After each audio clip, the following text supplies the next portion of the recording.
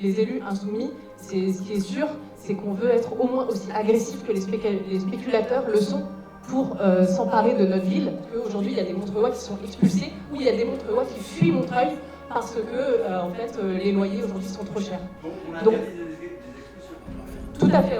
C'est par exemple un arrêté anti-expulsion. C'est par exemple la réquisition des logements vides.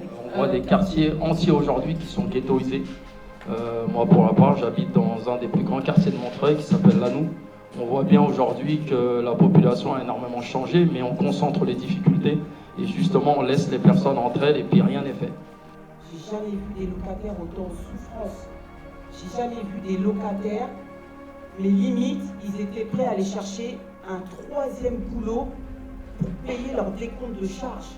J'ai jamais vu des locataires en souffrance comme ça, où limite ils mangeaient même plus parce qu'ils devaient payer les décomptes de charge. J'ai dit, écoutez, on va pas chercher bien loin.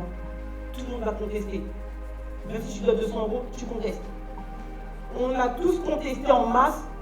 On est parti chez le bailleur, on a tout déposé. Et en même temps, on en a profité, comme notre quartier est infesté de rats, on a pris les cadavres de rats, on l'a déposé aussi chez le bailleur. Je vais à Gélin faire mes courses, je vois tout le monde qui me tombe dessus. Je suis content, ils ont effacé, je suis content, ils ont effacé. Je vous dis, voilà.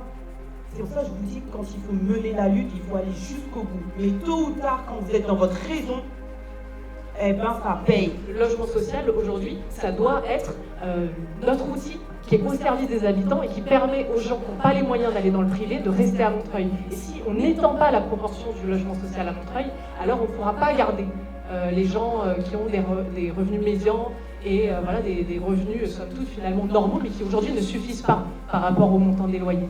Donc il faut augmenter la part du logement social et nous, on est déterminés. Aujourd'hui, il faut que cette chaîne de solidarité entre des élus insoumis et des habitants, elle soit effective et qu'on puisse se battre parce qu'on se bat contre des grandes puissances. On est à Montreuil et on est là encore pour les décennies en fait à venir. Donc ils ne sont pas prêts de nous voir partir et ils n'ont pas fini avec nous.